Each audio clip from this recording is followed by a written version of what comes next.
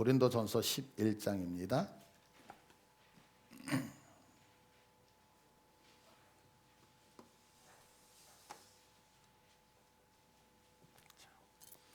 고린도전서 11장 23절에서부터 29절까지 제가 한 절 여러분들 한 절 읽도록 하겠습니다. 내가 너희에게 전한 것은 주께 받은 것이니 곧 주 예수께서 잡히시던 밤에 떡을 가지사 축사하시고 떼어 이르시되 이것은 너희를 위하는 내 몸이니 이것을 행하여 나를 기념하라 하시고 식후에 또한 그와 같이 잔을 가지시고 이르시되 이 잔은 내 피로 세운 새 언약이니 이것을 행하여 마실 때마다 나를 기념하라 하셨으니 너희가 이 떡을 먹으며 이 잔을 마실 때마다 주의 죽으심을 그가 오실 때까지 전하는 것이니라. 그러므로 누구든지 주의 떡이나 잔을 합당하지 않게 먹고 마시는 자는 주의 몸과 피에 대하여 죄를 짓는 것이니라. 사람이 자기를 살피고 그 후에야 이 떡을 먹고 이 잔을 마실지니 주의 몸을 분별하지 못하고 먹고 마시는 자는 자기의 죄를 먹고 마시는 것이니라. 아멘. 예. 많이 들으셨죠? 오늘 본문 말씀은 이제 성찬에 대하여서 말씀하고 있어요. 우리가 생각할 때는 우리는 이제 1년에 뭐 한 번, 두 번, 또 어떤 교회는 좀 많이 하는 데는 이렇게 한 달에 한 번 정도 이제 성찬 예식을 한다 그래요. 근데 성만찬 이렇게 얘기를 하잖아요. 그러니까 이제 만찬은 식사를 얘기하죠. 그래서 저녁 식사 일반적으로. 그러니까 그 저녁 식사 안에서 이루어졌던 거였거든요. 그래서 이제 예수님께서 직접 제정해 주셔서 성만찬이라는 단어를 우리가 쓰게 되어지죠. 지난주하고 연결이 되어져요. 우리가 이제 지난주에 부자들이 이렇게 끼리끼리 모여가지고 애찬을 하고 성찬을 하는데 그 당시에는 우리식으로 우리는 보통 1부, 2부 이런 식으로 이제 순서를 정해서 1부는 예배를 드리고 2부는 성찬을 하고 이러잖아요. 그런데 이제 그 당시에는 초대교회 당시에는 이런 구분이 없었던 거죠. 그래서 함께 식사를 하는 애찬이나 그리고 식사를 하는 만찬 그리고 예배까지도 동일하게 같이 이루어졌던 것 같아요. 그런데 이렇게 끼리끼리 모이다 보니까 어때요? 많이 갖고 왔던 사람들은 많이 먹게 되어지고 그래서 심지어 포도주까지 많이 먹다 보니까 예배 와서 다 취하는 사건까지 또한 적게 갖고 오고 가난한 사람들은 먹지 못하는 이런 문제가 대두가 되어졌던 거죠. 그래서 저희가 이제 지난주에 그것들에 대해서 이제 배웠고 그 연속선상에서 오늘은 성만찬이라고 하는 요 부분만 성찬이라고 하는 부분만 떼어서 우리가 배우려고 그래요. 보통 이제 우리가 이야기하고 있는 가톨릭 천주교에서는 7개를 성례라고 얘기를 하거든요. 7개. 근데 우리 개신교에서는 두 가지만은 성례로 따지고 있죠. 하나는 세례, 하나는 만찬, 성찬이라고 하는. 그래서 우리와 기독교는 천주교가 다르죠. 근데 다른 이유가 있어요. 그거 왜 그러냐면 우리 기독교 개신교는 철저하게 말씀 중심. 그래서 예수님께서 정하신 것이 두 가지밖에 없기 때문에 그런 거예요. 그래서 이 성찬이라고 하는 것은 어떤 기독교의 어떤 전통 아니면 어떤 목사님 아니면 어떤 교부 이런 분이 정한 것이 아니라 우리 예수님께서 직접 세우신 거예요.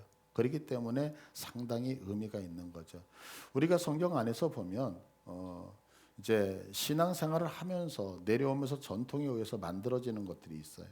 그러나 예수님께서 직접 우리에게 주시는 것들이 있거든요. 사실 이런 부분들은 우리가 조금 심각하게 어떤 다른 것들도 다 마찬가지지만 더 귀하고 존귀하게 여길 필요가 있다고 저는 개인적으로 생각을 해요. 그래서 여러분들 잘 알다시피 하나님께서 우리에게 가정을 직접 만들어 주셨잖아요. 그죠? 이거 믿으시죠? 그다음에 하나님께서 교회를 직접 만들어 주셨어요. 그러니까 가정 교회는 인간이 만든 것이 아니에요. 인간이 만든 조직이 아니거든요. 그러니까 이것이 얼마나 귀하고 값진 거예요. 그런데 성례전도 마찬가지예요. 성찬도 누가 하나님이 직접 예수님이 직접 제정하셨거든요. 그러니까 이거는 상당히 큰 의미가 있고 우리가 깊이 묵상해야 될 바죠. 생각해 보세요. 여러분들 예수님이 누구십니까? 예수님은 하나님이신 거 믿으셔요? 정말 믿으세요? 만약에 우리 교회에서 여기 서 있는 김혜수 목사가 목회자로서 우리 교회에 어떤 전통을 하나 만들어도 여러분들이 그 전통을 목회자라고 하는 입장에서 존중해 주기 위해서 그거를 잘 이렇게 순종해 주시잖아요. 그죠? 근데 하물며 하나님이신 그 예수님이 이 땅에 오셔서 우리 인간에게 직접 제정을 해 주셨어요. 그러면 그 안에는 하나님의 전적인 마음, 하나님이 우리에게 행하시고 싶어하는 그 마음이 농축되어져 있거든요. 그죠? 그러니까 이것은 그냥 흘려보낼 수 있는 부분이 절대 아니기 때문에, 그래서 오늘 이 시간에 성찬에 대해서 우리가 제대로 정립을 하고 그 의미를 좀 깊이 깨닫는 그런 시간이 되어졌으면 좋겠습니다. 주님께서 이거 직접 제정하셨을 때 이 본문 말씀이 사실은 오늘 이 고린도 전서의 말씀이 아니라 마태복음 26장이죠. 그래서 마태복음 26장에 가는데요.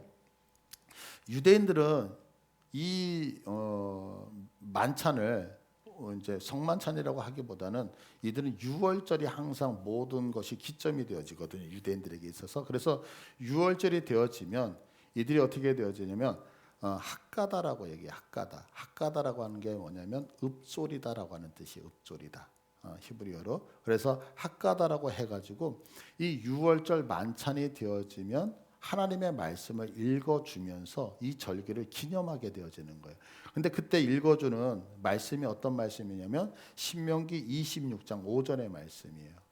6월절이 되어지면 그럼 어떤 말씀이냐? 너는 또 내 하나님 여호와 앞에 아뢰기를 내 조상은 방랑하는 아람 사람으로서 애굽에 내려가 거기에서 소수로 거류하였더니 거기에서 크고 강하고 번성한 민족이 되었는데 애굽 사람이 우리를 학대하며 우리를 괴롭히며 우리에게 중노동을 시키므로 우리가 우리 조상이 하나님 여호와께 부르짖었더니 여호와께서 우리 음성을 들으시고 우리의 고통과 신고와 압제를 보시고 여호와께서 강한 손과 편팔과 큰 위엄과 이적과 기사로 우리를 애굽에서 인도하여 내시고 이곳으로 인도하사 이 땅 곧 젖과 꿀이 흐르는 땅을 주셨나이다. 지금 이 말씀을 6월절 만찬이 되어지면 이렇게 식탁을 차려놓고서 이 말씀을 읽는 거예요. 이렇게 읽고 나서 누룩이 들어가지 않은 무교병 있죠? 그 빵을 나누어줘요. 그러면서 자녀들에게 우리 이스라엘 백성들이 예전에 왜 애굽에 들어가게 되어졌는지, 그 애굽에 들어가게 됐던 것을 쭉 설명을 하는 거예요. 그러니까 우리 식으로 얘기하면 창세기의 내용을 자녀들한테 쭉 설명을 해요. 그리고 그 애굽에 들어갔을 때에 그 애굽 사람들에 의해서 하나님의 백성이라고 하는 이스라엘에 얼마나 큰 고통을 당했는지를 이야기를 해요. 그리고 하나님께서 그 고통당하던 우리들의 그 이야기를 들으시고 기도 소리에 응답하셔서 구원하시잖아요. 그 구원의 이야기를 쭉 하시면서 마지막에 하는 게 뭐냐면 어떻게 출애굽 되어질 때 어떻게 구원받아요? 어린 양을 잡아서 문설주에 바르게 되어지잖아요. 그죠? 그러면 그것을 보고 그날 밤에 죽음에서다가 유월하는 거 건너뛰게 되어져서 그래서 우리를 구원하셨다. 이 이야기를 쭉 설명을 해주는 거예요. 자, 그런데 그렇게 구원을 받아서 출애굽을 하게 될 때 여유가 있겠어요? 없겠어요? 여유가 없죠. 왜냐하면 이 애굽 사람들의 마음이 변덕스럽게 바뀌어서 내가 지금 애굽에서 탈출하려고 할 때 잡으러 올 수도 있잖아요. 그러니까 급하게 짐을 싸서 이동을 하면서 먹는 것이 뭐냐면 무교병이거든요. 그래서 이 무교병을 먹는 이유는 바로 이런 것 때문이다라고 하면서 어린아이들하고 만찬을 하면서 이것을 이야기를 해주게 되어지는 거예요. 그런데 이것을 그러니까 어린아이들은 다 알까요? 몰라요? 다 알고 있는 거예요. 그래서 이 식사를 지금 6월절이 되어졌을 때 예수님의 제자들이 예수님 우리가 6월절 식사를 해야 되는데 어디서 해야 됩니까? 라고 했을 때 예수님이 장소를 제공하시고 이제 6월절 그 만찬을 하는 장면 속에서 나오는 거거든요. 그래서 마태복음 26장 26절을 한번 보실게요. 마태복음 26장 26절을 보면 그들이 또 먹을 때에 그러니까 지금 6월절 만찬을 하고 있는 거예요. 먹을 때에 예수께서 떡을 가지사 축복하시고 떼어 제자들에게 주시며 이르시되 받아서 먹으라 이것은 내 몸이다. 그러면 우리가 생각할 때는 예식이 갑자기 만들어진 것 같았지만 사실 갑자기 만들어진 게 아니죠. 이거는 벌써 이미 수천 년 동안 이스라엘 사람들은 이 유월절을 기념해서 유월절 만찬을 하고 있었단 말이에요. 근데 그렇게 식사를 하고 있는데 갑자기 예수님께서 떡을 나눠주시는 거예요. 그러시면 하는 얘기가 뭐냐면 이 몸은 내 몸이다. 그러면 이스라엘 사람들은 무엇을 생각하느냐면 그 전에 이 무교병을 먹고 있을 때 이 무교병이 뭐라는 걸 알고 있어요. 우리 이스라엘 백성들이 애굽에서 어떻게 구원받았는지를 기념하기 위해서 먹고 있는 떡이었잖아요. 근데 예수님이 그 떡을 주면서 하는 얘기가 뭐냐면 이 떡은 사실 뭐냐? 그 내용이 아니라 내 몸이다라고 얘기를 하는 거예요. 그러니까 이 얘기를 들었던 제자들의 입장에서는 그 구원을 했던, 그래서 유교병이라고 하는 것을 기념하여 먹었는데 그 유교병의 떡은 무엇을 상징한다? 예수님을 상징하는 것이다라는 것을 알게 되어진 거죠. 자, 그래서 이것이 지금까지는 계속해서 유월절의 떡으로만 생각했던 그 제자들이 이게 예수님이었구나라고 하는 것을 알게 되어졌다는 거예요. 그러면 예수님께서 이 죽으심이라고 하는 거, 그 어린 양 대신 예수님이 죽는다고 말씀하시는데 그 죽으심으로 세우시려고 하시는 얘기가 뭐냐면 히브리서 2장 14절의 말씀인데요. 우리 한번 다 같이 읽을게요. 시작. 자녀들은 혈과 육에 속하였음에 그도 또한 같은 모양으로 혈과 육을 함께 지니심은 죽음을 통하여 죽음의 세력을 잡은 자 곧 마귀를 멸하시며 또 죽기를 무서워함으로 한평생 매여 종노릇하는 모든 자들을 놓아주려 하심이니. 그러니까 예수님께서 왜 유월절에 어린 양으로서 죽으시냐면 우리들을 어디서? 마귀의 손에서 놓아주시기 위함이다라는 것을 상징하면서 보여주고 있는 거예요. 자, 그래서 어떤 결과가 생겼느냐면 골로새서 1장 22절을 보니까 이제는 그의 육체의 죽음으로 말미암아 예수님이 육체에서 죽으심으로 말미암아 어떻게 됐어요? 화목하게 하사, 우리가 이제 화목하게 된 거예요. 그래서 너희를 거룩하고 흠없고 책망할 것이 없는 자로 그 앞에 세우고자. 누구 앞에요? 하나님 앞에 우리를 세우고자 예수님이 돌아가셨고 그 어린 양은 바로 난데 내가 너희를 위해서 죽은 것은 뭐냐면 하나님 앞에 너희를 세우기 위함이다라고 하면서, 그래서 이제 우리가 하나님 앞에서 거룩하게 되어진 것은 무엇 때문이냐? 바로 예수님이 우리를 대신해 죽었다라고 하는 것, 돌아가셨다는 것, 그 사실 때문에 우리가 하나님 앞에 설 수 있다는 거죠. 이것을 이제 제자들한테 설명을 해주신 거예요. 그러면서 예수님이 다시 한번 마태복음 26장 27절을 보면 이제 분잔을 하셔요. 우리가 분병할 때 많이 들었잖아요. 성찬할 때 분잔. 자, 또 잔을 가지사 감사 기도하시고 그들에게 주시며 이르실 때 너희가 다 이것을 마시라라고 얘기를 하시면서 이 마시는 포도주는 예수님이 흘리신 피라고 설명을 하신다고요. 근데 이스라엘 백성들이 이 유월절 만찬을 할 때 포도주를 먹는데 포도주를 먹을 때 그냥 우리는 이렇게 작은 어떤 잔에 조금씩 따라서 이렇게 한 번에 다 마시잖아요. 근데 이스라엘 사람들이 유대 그 유월절 만찬을 할 때는 포도주를 4번에 나눠서 먹거든요. 그 이유가 있어요. 첫 번째 잔은 뭐냐면 내가 그 하나님의 은혜로 이곳에 왔다라고 하는 감사의 잔인 거예요. 감사의 잔. 그리고 두 번째 만찬을 하면서 두 번째 포도주를 따라서 이제 먹게 돼요. 이렇게 먹게 되어질 때는 어린 자녀, 그 가정에서 가장 어렸던 자녀가 그 어머니 아버지한테, 어르신한테 4가지의 질문을 던져요. 그 4가지의 질문이 뭐냐면 첫 번째는 뭐냐면 아빠 왜 이 밤에 맛자를 먹어요? 이거예요. 맛자가 뭐냐면 이스라엘 사람들이 먹는 주식 그 빵이거든요. 빵인데 모양이 어떻게 생겼냐면 여러분들 그 우리나라 부침개 있죠. 딱 그렇게 생겼어요. 부침개 얇은 빵이에요. 그런데 정말 맛있어요. 밀이 달라서 그런지 되게 맛있는데 이 맛자를 이렇게 그 3등분을 해가지고 우리 마치 그 추석이 되어지면 송편을 먹고 구정이 되어지면 만둣국을 먹고 이러잖아요. 그것처럼 이 사람들은 유월절이 되면 이 맛자를 먹는데 맛자를 이렇게 식탁에 3개로 구분을 해서 놓는 거예요. 그럼 그렇게 구분하는 게 뭐냐면 이스라엘 백성들은 자기 민족을 구분할 때에 제사장 그룹, 레위 그룹 그리고 일반 이스라엘 그룹으로 나누거든요. 그것을 상징하기 때문에. 그래서 어린아이가 아버지한테 묻는 거예요. 아버지 우리가 왜 이 맛자를 먹어요? 라고 얘기하면 아버지가 그것을 설명을 하는 거예요. 그리고 두 번째 질문이 뭐냐면 아버지 왜 이 밤에 쓴 나물을 우리가 먹어요? 이 쓴 나물이라고 하는 얘기가 뭐냐면 카르파스라고 하는 건데요. 그 이제 우리식으로 얘기하면 샐러드 있죠. 샐러드 그냥 풀 같은 거 샐러드. 그게 이제 카르파스예요. 그런데 이것이 맛있는 게 아니라 씁쓸했던 것 같아요. 그래서 쓴 나물을 왜 먹어요? 라고 얘기하는데 이건 뭐냐면 이스라엘 백성들이 애굽에서 노예로 살았었잖아요. 그때 노예로 살 때의 노예들에게 푸짐하게 밥 먹여주는 분들은 없잖아요. 그죠? 그러니까 그냥 우리식으로 얘기하면 옛날에 그 보릿고개 지날 때 이렇게 칡뿌리 먹고 이랬던 것을 연상시키기 위해서 이 카르파스라고 하는 쓴 나물을 먹는 것을 설명을 쭉 해주는 거예요. 그 다음에 세 번째 질문이 뭐냐면 그 카르파스라고 하는 이것을 먹을 때 어디에다가 찍어 먹냐? 소금물에 찍어 먹거든요. 그러면 아이들이 그러는 거야. 아빠, 이 왜 그 쓴나물 카르파스를 소금물에 2번이나 찍어서 먹어요? 그러면 이제 아버지가 설명을 하죠. 그 이유는 우리 조상들이 애굽에서 고생을 하면서 너무너무 하나님 앞에 많이 울었어.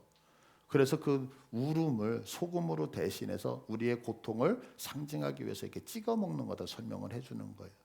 그리고 이렇게 만찬이 다 끝나요. 그렇게 끝나고 나면 이제 이런 질문을 하면 다 설명을 하죠. 그러고 나면 이제 세 번째 이제 그 포도주 잔을 마시게 되어져. 이거는 뭐냐면 현재 축복의 잔으로서 마시면서 이제 축복문을 같이 읽어주면서 서로 축복하는 시간을 갖게 되어지는 거예요. 그리고 이제 마지막으로 만찬이 끝날 때쯤 되어지면 이제 문을 활짝 환기를 시킨대. 문을 다 열어요. 그리고 네 번째 그 포도주 잔을 잔에다가 가득 채우는 거예요. 그리고 문을 다 연 상태에서 그 네 번째 포도주 잔을 마시고 옥상, 우리식으로 이렇게 이스라엘은 세모나게 돼 있지 않잖아요. 평평하게 옥상에 올라가서 하나님 앞에 기도를 하는 거예요. 근데 이것을 학자들은 어떻게 설명을 하고 있느냐면 그 소리가 하도 커서 지진이 나는 것으로 표현을 해요. 왜냐하면 6월절 날은 이렇게 될 때가 밤 12시쯤 되는 거거든요. 그럼 밤 12시에 나와가지고 옥상에 올라와서 다 함성을 부르면서 하나님 앞에 기도를 해요. 근데 그 소리가 그 이스라엘 땅 전부가 다 걸으니까 어마어마한 소리로 괴성과 같이 들린다라고 이렇게 표현을 하죠. 근데 이렇게 문을 여는 이유가 뭐냐면 이스라엘 유대인들은 신약 성경을 믿지 않잖아요. 이들은요. 아직 그들에게는 구약 성경만 있잖아요. 그럼 구약의 성경의 마지막 성경이 뭐냐면 말라기였거든요. 근데 말라기가 어떻게 문을 닫느냐면 마지막 메시아가 오시기 전에 하나님이 보내시는 엘리야가 이 땅에 온다라고 설명을 하고 있다고요. 그래서 그들이 문을 활짝 열면서 이제는 메시아가 오시기 전에 어서 엘리야가 우리 집에 들어오십시오라고 하는 의미로 문을 다 열고 네 번째 포도주를 마시게 되어지는 거예요. 자, 이때 마시기 전에 이런 포도주를 마시기 전에 이들이 성경 말씀을 읽어요. 그 성경 말씀이 어디냐면 출애굽기 6장 6절이에요. 자, 보시면 그러므로 이스라엘 자손에게 말하기를 나는 여호와라 내가 애굽 사람의 무거운 짐 밑에서 너희를 빼내며 그들의 노역에서 너희를 건지며 편팔과 여러 큰 심판들로서 너희를 속량하여 너희를 내 백성으로 삼고 나는 너희의 하나님이 되리니 나는 애굽 사람의 무거운 짐 밑에서 너희를 빼낸 너희의 하나님 여호와인 줄 너희가 알리라. 이 말씀을 읽고 포도주를 마시면서 아이들에게 하나하나 설명을 하면서 이 6월절 만찬이 이런 의미를 갖고 있다라고 얘기를 하고 있는 거예요. 그런데 이렇게 모든 유대인들은 다 알고 있단 말이에요, 이것을. 그런데 예수님께서 그렇게 포도주를 따라 주는데 뭐라고 말씀하시면 제자들에게 이것은 죄 사함을 얻기 위하여 많은 사람을 흘리는 나의 피라라고 설명을 하는 거예요. 그러니까 지금 예수님께서 말씀하셨을 때 이스라엘 백성이 이걸 딱 듣는 순간에 과거에 자기들이 해왔던 그 만찬과 예수님이 설명하는 것이 딱 결합이 되어지는 거죠. 그러니까 이게 무슨 뜻인지를 알게 돼. 그래서 제자들은 받아들이는 거예요. 그래. 나를 위해서 죽었던 그 어린 양이 바로 예수 그리스도의 그 살이었고 나를 위해서 이 지금 따르고 있는 이 포도주가 예수님이 나를 위해서 죽으셨던 그 보혈이었구나라는 것을 이들은 금방 바르게 되어지는 거죠. 그래서 6월절에 떡과 이 포도주는 무엇을 상징한다? 예수 그리스도를 상징하는 것을 예수님이 직접 설명을 해주게 된 거예요. 자, 그렇다면 이 성찬을 통해서 우리가 반드시 기억해야 될 것이 하나가 있는 거예요. 그건 뭐냐면 예수님을 믿으면 제가 구원을 받는다고 언젠가 말씀을 드렸죠. 자, 그러면 예수님의 무엇을 믿으면 구원을 받느냐라고 하는 질문을 던졌던 적이 있었어요. 자, 예수님의 무엇을 믿으면 우리가 구원을 받을까요? 예수님의 역사적인 사건, 그분이 가지고 있었던 것들을 믿는 게 아니라 그랬죠. 예를 들어서 예수님이 십자가에서 돌아가셨습니다. 예수님이 3일 만에 부활하셨습니다. 예수님이 승천하셨습니다. 다시 이 땅에 재림하실 것입니다. 이 사실을 믿는다고 해서 구원을 받는 게 아니란 말이에요. 그죠? 그러면 우리가 예수 믿으면 구원받는다라고 했을 때 그 예수 믿으면 구원을 받는데 무엇을 믿으면 구원을 받느냐? 이건 너무 중요한 문제잖아요. 그건 다른 게 아니라 예수님이 십자가에서 돌아가시고 다시 부활하심을 통해서 이루셨던 사건이 있다고요. 예수님이 이루셨던 사건. 그 예수 그리스도가 이루셨던 그 사건을 믿는 것을 뭐라고 하냐면 그것을 우리는 구원을 받았다라고 하는 거예요. 왜 그러냐면 보세요. 사단도 예수님이 하나님의 아들인 거 알아요, 몰라요? 알아요. 그러면 우리도 하나님의 아들인 걸 알다고 해서 구원을 받는 게 아니란 말이에요. 사단도 예수님이 이 땅에 인간으로 성육신하신 사실을 알아요. 그래서 사단이 얘기하잖아요. 내가 하나님의 아들이거든. 그러니까 그분이 이 땅에 성육신으로 오셨다는 것을 믿는다고 해서 구원을 받느냐? 그거 아니거든요. 그러면 사단은 예수님이 죽으셨다는 거 모를까요? 알고 있거든요. 예수님이 부활하셨다는 것도 알아요. 예수님이 승천하시고 다시 재림하신다는 사실도 사단은 알아요. 그죠? 그러면 이 모든 사건을 안다라고 해서 사단도 구원을 받 그렇지 않단 말이에요. 그러니까 우리가 반드시 알아야 되는 것은 뭐냐면 우리가 신앙생활을 할 때에 예수님이 나를 위해서 죽으셨습니다. 예수님이 승천하셨습니다. 재림하십니다. 라는 걸 고백한다라고 해서 구원받는 게 절대 아니란 말이에요. 성경은 분명하게 얘기하는 것이 뭐냐면 그 예수님이 오셔서 나에게 이루신 사건이 있어요. 이 이루신 사건을 믿지 못하면 우리는 구원받는 게 아니거든요. 그러면 예수님이 이루신 사건이 뭐냐라고 하는 거예요. 성령께서 내게 오셔서 말씀하시는 사건이에요. 이거 믿으십니까? 그러니까 내가 예수님을 믿는다라고 하는 것은 뭐냐면 예수님을 믿어서 그분이 나의 죄를 깨끗하게 하셨다. 그래서 구원받는 게 아니란 말이에요. 근데 우리가 자꾸 신앙에서 오해를 하는 것이 뭐냐면 예수님의 십자가 사건을 통해서 내가 구원을 받습니다. 그러면 내 죄가 깨끗해졌기 때문에 이렇게 생각을 해요. 아니요. 아담과 하와도 깨끗할 때가 있었어요. 죄를 안 지을 때가 있었다고요. 그러나 아담과 하와가 죄가 없다라고 해서 하나님이 필요 없는 게 아니잖아요. 그거와 동일하게 우리들이 내가 지은 모든 죄가 깨끗해서 의인이 됐고 성인이 되어졌다라고 해서 구원을 받는 게 아니라 구원이라고 하는 것은 뭐냐면 내가 하나님과 그 하나님이 보내신 예수 그리스도를 믿는 것, 그분이 하시는 일을 믿는 거예요. 이게 그분과 동행하는 거거든요. 그러니까 내가 예수 그리스도를 믿어서 십자가에서 깨끗하게 되어졌다는 것은 무엇 때문에 깨끗해졌냐라는 질문을 던지게 되죠. 어떤 질문이에요? 내가 왜 깨끗해져요? 죄가 있으면 누가 오시지 않아요? 죄가 있으면 하나님이 역사하시지 않는단 말이에요. 이거 믿으세요? 그래서 나에게 성령 하나님이 오셔서 내가 그리스도의 장성한 분량으로 하나님을 보고 그분 앞에 나가게 하시기 위해서 어떻게 하겠느냐? 예수님의 1차적인 작업이 필요한데 그게 뭐냐면 내가 갖고 있는 죄를 깨끗하게 하셔서 깨끗하게 된 다음에 어떻게 돼요? 성령님께서 오셔서 왜? 죄가 있으면 안 오시잖아요. 그래서 성령님이 오셔서 내 안에서 말씀하시며 하나님 앞에 나가게 한다는 거. 그래서 여러분들 이거 설명드렸던 거 기억나시죠?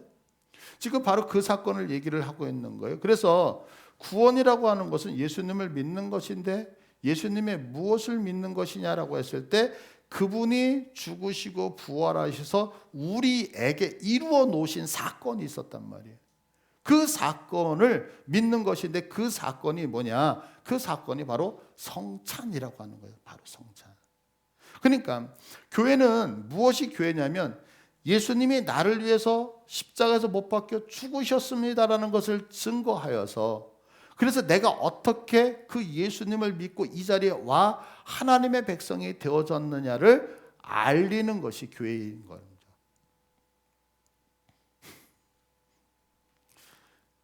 이럴 때 아멘 한번 하죠.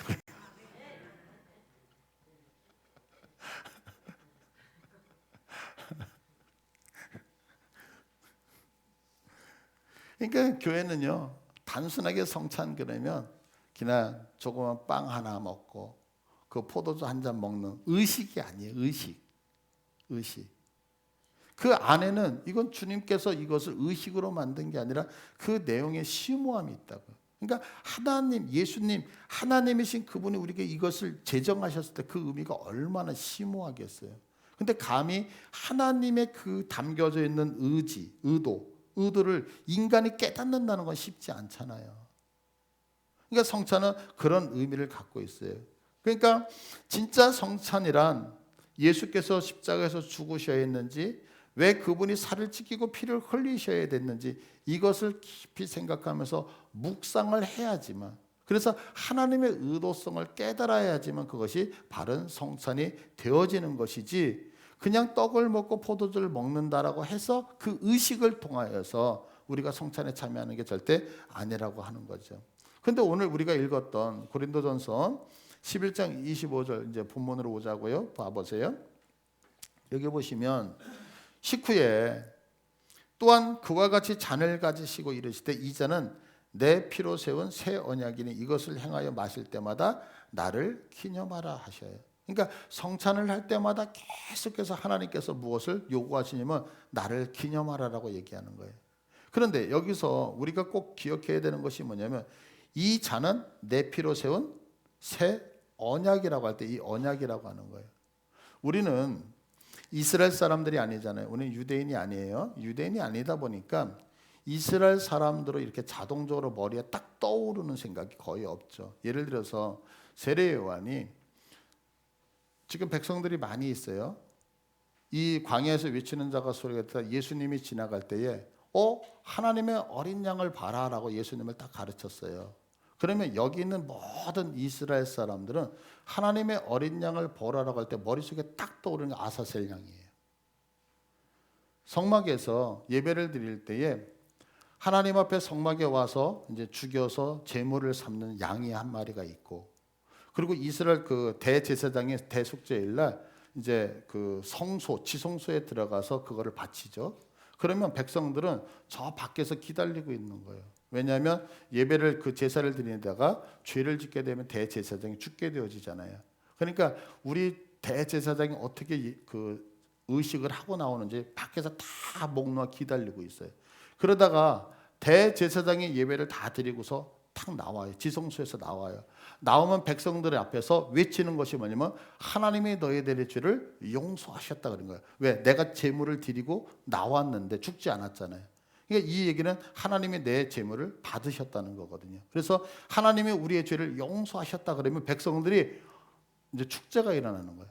이렇게 축제가 일어날 때에 또 하나님이 우리의 죄를 기억하지 않는다는 의미에서 제물에 바쳤던 양 말고 이제 광야로 끌고 나가서 낭떠러지거나 이런 데서 밀어버리는 양이 있어요. 다시는 우리의 죄를 짊어졌던 그 양이 돌아오지 못하도록 죽여버리는 양이 있거든요. 그 양을 뭐라고 얘기하냐면 하나님의 어린 양이라고 얘기해요. 이거를 아사셀 양이라고 얘기하거든요.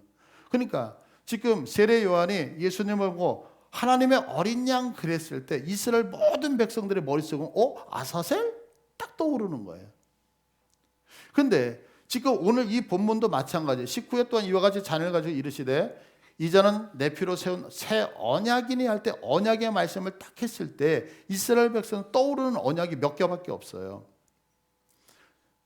그 언약 중에 하나가 뭐냐면 하나님께서 이스라엘 백성들 애굽에서 데리고 나와서 시내산에 머무셨잖아요.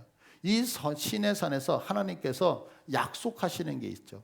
그 약속을 떠오르게끔 되어졌어요. 왜? 그들은 그렇게 배우기 때문에 그런 거예요. 그런데 그 약속이 이제 24장에 보면 출애굽기 24장을 보면 이스라엘 백성들에게 하나님이 율법을 허락하신다고요. 그 율법을 허락하시면서 하나님께 이제 모세가 제물을 바쳐서 드리는 장면이 나와요. 그 장면이 이제 8절이에요. 여기 8절을 보시면 모세가 그 피를 가지고 백성에게 뿌리며 이르되 이는 여호와께서 이 모든 말씀에 대하여 너희와 세우신 언약의 피니라. 지금 이스라엘 백성들이 시내산에 모였을 때에 하나님께서 그들에게 율법을 주셨잖아요. 근데 그 율법을 주셨을 때에 모세가 제물을 드려서 예배를 드리면서 그 피를 뿌리면서 하는 얘기가 뭐냐면 우리에게 주셨던 모든 말씀, 율법에 대한 말씀에 대하여 하나님이 너희와 우리 사이에 맺으신 언약이다, 이렇게 얘기를 하신 거예요. 그러니까 이스라엘 백성들은, 유대인들은 지금 만찬을 하면서 이게 내가 너에게 주는 이 피는, 그러면서 새 언약이랄 때 언약이라는 단어를 딱 듣는 순간 이 말씀이 딱 떠오르게 되어 있는 거예요. 자, 그런데 보세요. 이렇게 언약의 피니라라고 하면서 이 사건 뒤에 아주 놀라운 사건이 하나가 나타나요. 24장 9절의 말씀이에요. 자, 9절서부터 11절까지 우리 다 같이 읽습니다. 한번 집중해서 한번 보세요. 시작. 모세와 아론과 나답과 아비후와 이스라엘 장로 70인이 올라가서 이스라엘의 하나님을 보니 그의 발 아래는 청옥을 편 듯하고 하늘같이 청명하더라. 하나님이 이스라엘 자손들의 존귀한 자들에게 손을 대지 아니하였고 그들은 하나님을 뵙고 먹고 마셨더라. 아멘. 여러분들 이거 지금 감격 오세요? 성경에서 요한계시록을 제외하고 하나님의 보좌에 대해서 지금 보세요. 10절에 이스라엘 하나님을 봤어요. 이스라엘 백성들이 하나님을 직접 눈으로 본 장면이에요. 그런데 그의 발 아래는 청옥을 편 듯하고 하늘같이 청명, 이거 환상으로 본 게 아니에요. 성경에서 유일무이하게 죄가 있는 인간이 살아계신 하나님을 본 장면은 여기밖에 안 나와요.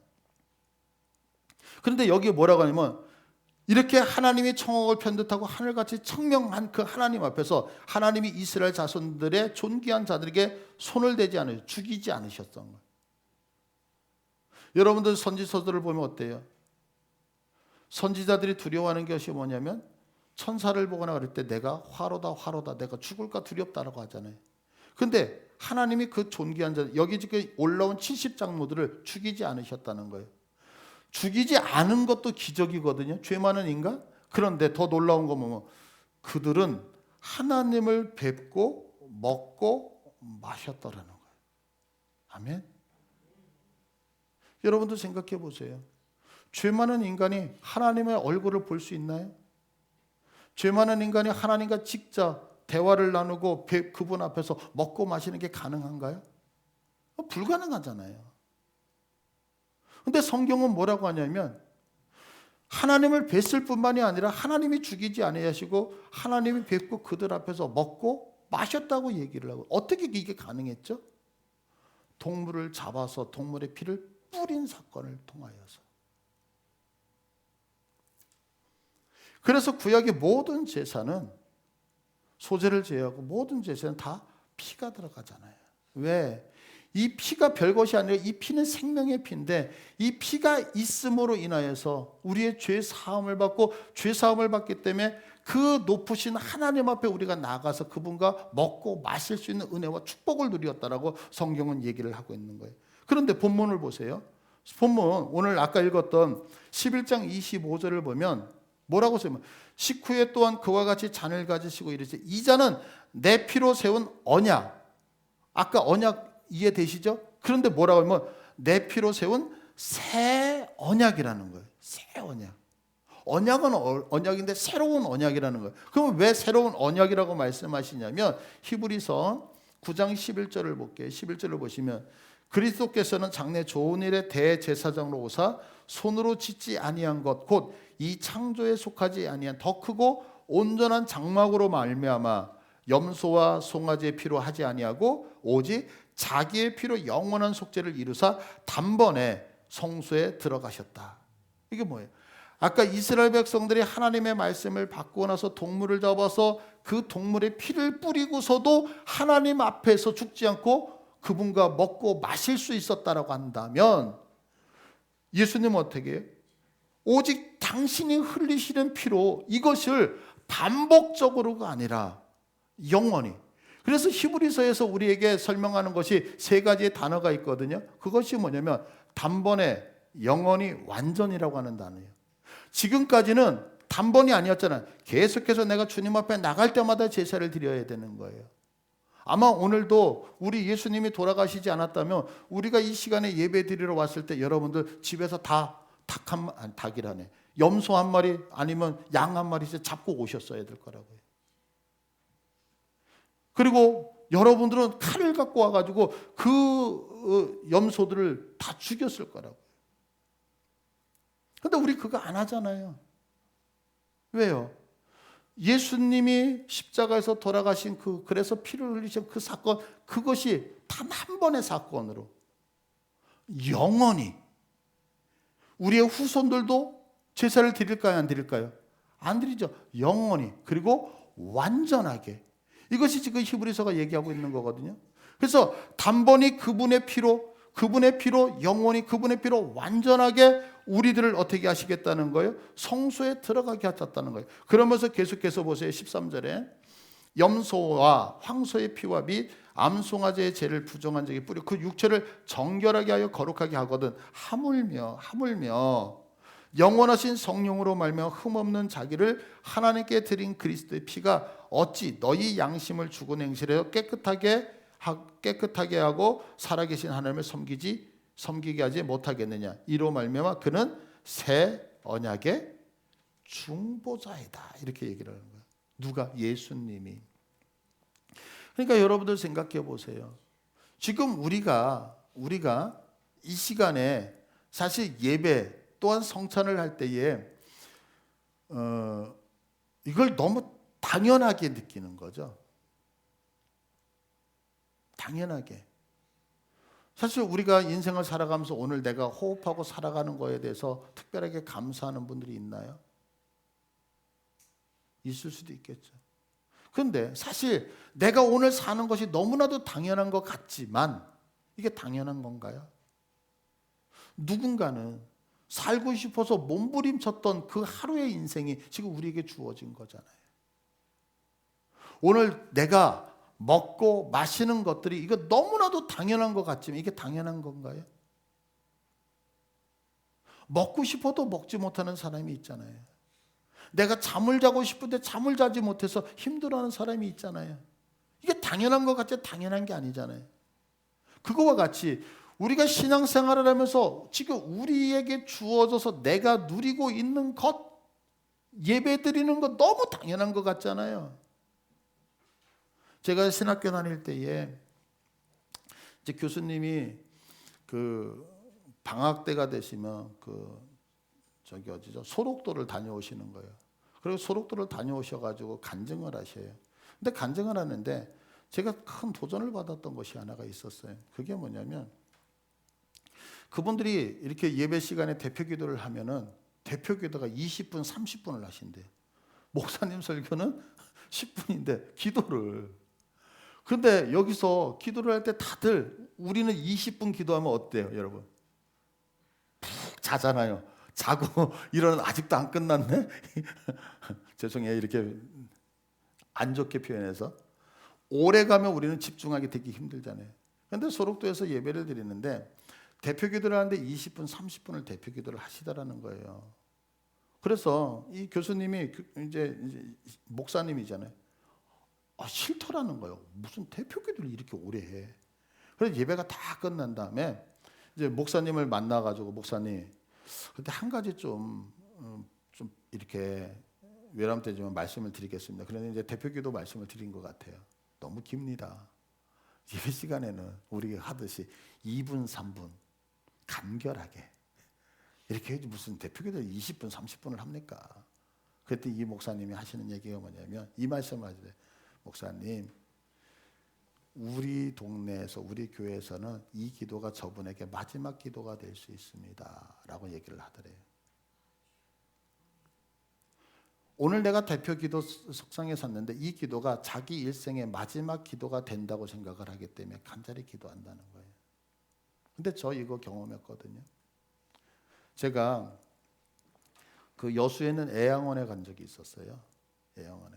청년 때 애양원에 갔는데 그곳에 가가지고 이제 예배당이 참 예쁘게 되어져 있어요. 예배를 드리고 나서 이제 거기에 들어와서 사시는 그 분들을 만나게 된 거예요. 그런데 이제 이분들은 이제 문둥병에 걸리셨다 다 치료를 받으셔서 이제 뭐 이렇게 전염성이나 이런 거는 없으신 분들인데요. 근데 그 후유증으로 어떤 분은 두 눈을 다 실명도 하시고요. 어떤 분은 이 코가 우리는 이렇게 뾰족하게 나와 있잖아요. 근데 이게 다 삭아서 없어진 거죠. 그러니까 이렇게 안쪽으로 이렇게 파여가지고 코가 없고, 어떤 분은 이 골반이 녹아내린 거예요. 골반이 녹아내니까 엉덩이가 이렇게 있는데 한쪽이 없어졌으니까, 그러니까 함몰돼 있으니까 몸이 이렇게 기울어져 있고, 어떤 분은 이 손가락 마디마디가 다 잘려져 있는 거. 근데 이제 문둥병이 이 감각을 못 한다라고 얘기를 해요. 그래서 그 문둥병에 걸리신 분이 쓴 시를 이렇게 보게 됐는데, 그분이 그러더라고요. 길을 걸으면서 철퍼덕철퍼덕 하는데 집에 와가지고 보니까 대못이 이렇게 신발 밑창에 이렇게 대못이 박혔대요. 그래가지고 장화 같은 걸 벗고서 이렇게 하니까 피가 쭉 떨어지는데, 그 얼마나 아팠겠어요, 걸으면서. 그런데 그 감각을 못 느낀다는 거예요, 문둥병에. 근데 이제 그런 분들을 만나게 됐어요. 청년 때 그분을 딱 보는 순간에 와, 얼마나 징그러워요, 얼마나 불쌍해요. 그래가지고 나도 모르게 눈물을 쭉 흘렸어요. 쭉 흘리고. 그런데 그분들이 이런 얘기를 하더래요. 기도를 해달라고. 그래가지고 우리가 갔던 청년들이 다 그분들을 위해서 기도를 했어요. 어떻게 기도를 했느냐면, 주님 불쌍히 보아달라고. 불쌍히. 그러면서 이제 그분들을 안타깝게 생각 기도를 해줬는데, 거꾸로 기도가 다 끝난 다음에 그분들이 우리 청년들을 위해서 축복 기도를 해주겠다는 거예요. 그래서 이제 맞교환하면서 기도를 한 거예요. 저는 태어나서 천사의 소리를 그때 처음 들었어요.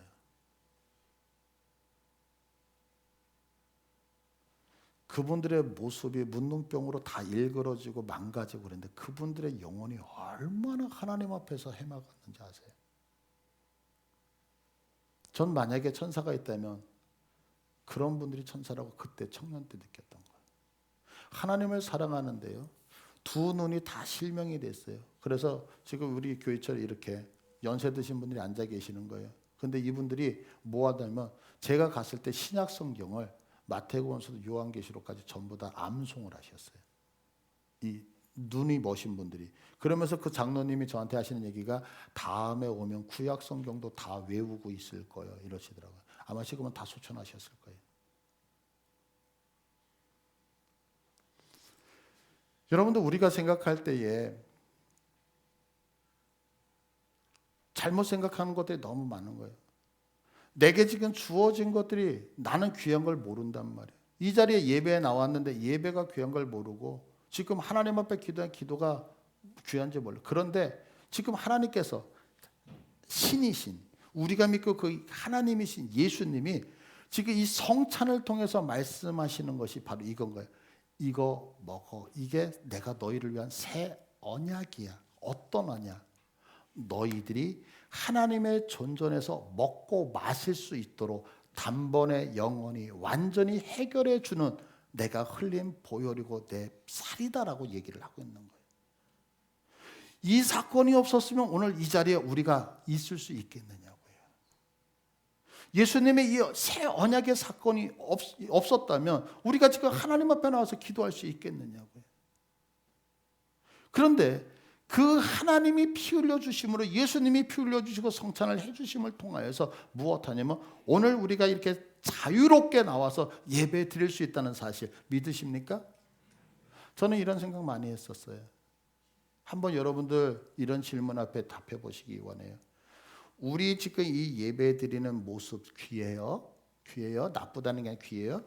근데 만약에 이 예배가 신약의 예수님의 보혈과 당신이 십자가에서 흘리셨던, 예수님이 흘리셨던 그 공로가 아닌 구약 시대의 율법에 의하여 드리는 예배라면, 우리 중에서 여기서 안 죽을 분 있나요?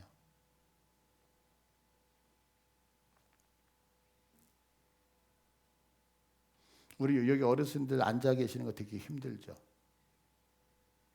구약 시대는 다 일어나서 예배 드리거든요.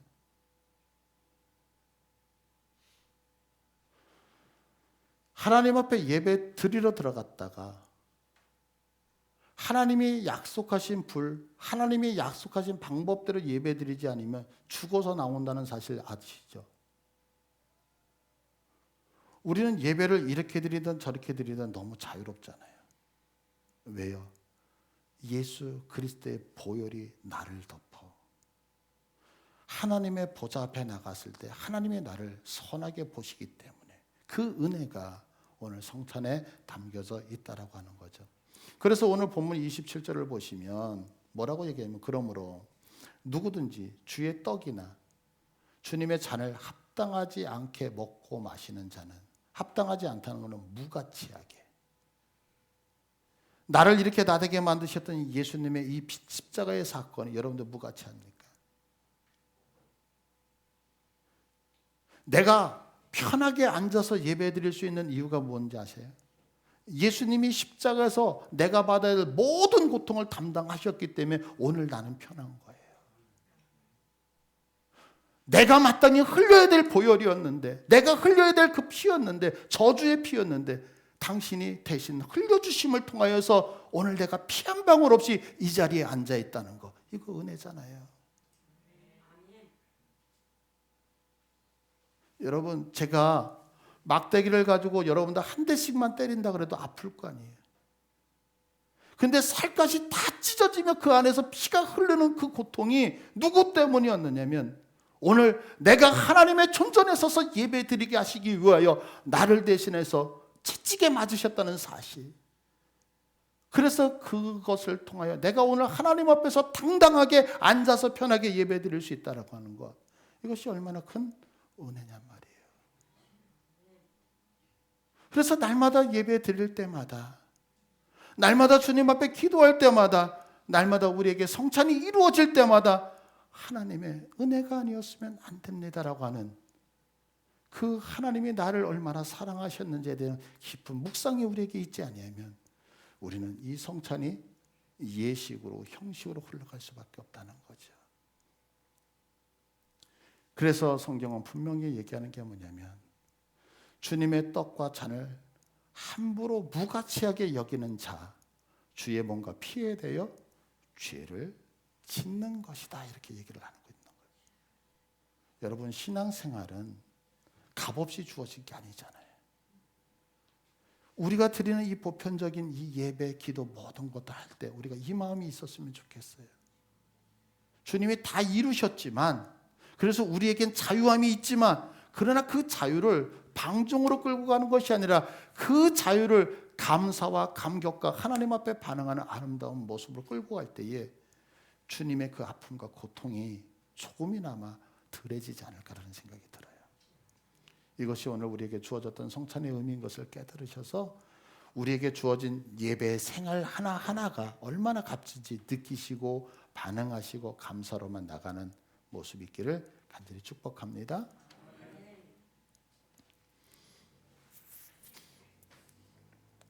우리 이 시간에 먼저 한번 주님 생각하면서 찬양하라고 기도했으면 좋겠어요. 내가 이 시간에 예배드릴 수 있는 것이 예수 그리스도의 보혈을 통하여서, 그분이 나를 위해서 흘려주셨던 그 십자가의 공로를 통해서인 것을 고백하면서 우리 보혈을 지나 하나님 앞으로, 보혈을 지나 하나님 마음으로, 보혈을 지나 아버지 품으로, 보혈을 지나 하나님 품으로 한 걸음씩 나아가. 다시 한번 보혈을 지나, 보혈을 지나 하나님 품으로, 보혈을 지나 아버지 품으로, 보혈을 지나 하나님 품으로 한 걸음씩 나아가네.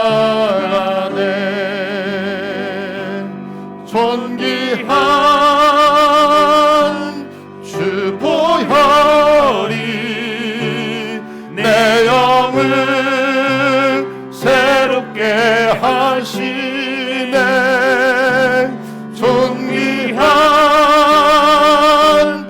주 보혈이 내 영을 새롭게 존귀한 주 보혈, 존귀한 주 보혈이 내 영을 새롭게 하시네. 존귀한 주 보혈이 내 영을 새롭게 하네. 그렇습니다. 여러분, 우리가 이 자리에서 예배 드릴 수 있는 거, 이렇게 편하게 하나님 앞에 나갈 수 있었던 거 아무 공로 값 없는 것이 아니라 예수님이 나를 위해서 흘리셨던 그 아픔, 예수님이 온몸이 찢기시면서 입으셨던 그 상처, 마침내 죽으심이라고 하는 그것을 통해서 오늘 이 자리에 우리가 예배할 수 있다는 거 여러분들 믿으시죠? 얼마나 이것이 귀한 거예요. 일상적으로 우리가 생각하지 않고 고민하지 않고 묵상하지 않아서 그렇지 이것이 얼마나 귀한 하나님의 은혜입니까? 여러분, 이 사실 우리 한번 주님 앞에 감사로 고백했으면 좋겠어요. 그래요, 내가 예배 드릴 수 있는 것 우리 주님의 공로 때문에, 우리 주님이 나를 위해서 애써 주셨기 때문입니다. 주님, 그 주님의 흘리신 보혈과 주님이 나에게 허락하셨던 살을 내가 함부로 여기지 않고 귀하게 존귀하게 여기겠습니다. 이 시간에 한번 주님 앞에 우리의 입술을 고백하며 간증하기를 원합니다. 주님의 이름 부르고 기도합니다. 주여, 주님, 그렇습니다. 하나님, 내가 이 시간에 예배 드리는 것이 아무 값없이 주어진 것이 아님을 다시 한번 느낍니다. 주님이 흘리셨던 그 보혈, 주님이 흘리셨던 그 아픔, 고통, 정말로 얼마나 힘들고 고통스러웠었으면 이 자리 내게서 떠나가기를 바란다라고 하시면서, 그러면서도 흘리셨던, 그러면서도 찢기셨던 그 살과 그 하나님의 고통과 아픔이라고 하는 것이 오늘 이 자리에 우리가 나와서 편안하게 주님과 대면하고 먹고 마실 수 있는 은혜와 축복인 것을 믿습니다. 하나님, 우리는 이것들을 늘 잊고 살 때가 많이 있었습니다. 오늘 하나님이여, 우리 누구 그의 강해를 통하여서 말씀하면서 이 사실을 다시 한번 느끼고 하나님을 깨닫게 하셨던 은혜를 감사를 드립니다. 하나님, 원합니다. 이 사실 잊어버리는 미련한 자들 되지 아니하기를 원합니다. 예배드리는 것이 얼마나 귀하고 내가 하나님 앞에서 먹고 마시고 동행하는 것이 얼마나 복된 것인 것을 다시 한번 느끼고 경험하는 저희 되게 하여 주옵소서. 그래서 하나님, 어느 순간에도 주님의 공도 잊지 아니하고 날마다 주 앞에 나가 달려나가 감사와 영광 돌려 우리 되게 하여 주옵소서. 보혈을 지나 하나님 품으로, 보혈을 지나 아버지 품으로, 보혈을 지나 하나님 품으로 한 걸음씩 우리 다 같이 믿음으로 찬양합니다. 우리 다 같이 일어나서 찬양할 거예요. 보혈을 지나, 보혈을 지나 하나님 품으로, 보혈을 지나 아버지 품으로, 보혈을 지나 하나님 품으로. 감사합니다. 하나님, 나간 내 존귀한 주 보혈이 내 영을 새롭게 하시네. 존귀한 주 보혈이 내 영을, 우리 다시 한번 믿음으로 고백합니다. 보혈을 지나, 보혈을 지나 하나님 품으로, 보혈을 지나 아버지 품으로, 보혈을 지나 하나님 한 걸음씩 나아가네. 감사합니다 주님. 존귀한 주 보혈이 내 영을 새롭게 하시네. 존귀한 주 보혈이 내 영을 새롭게 하네. 그렇습니다.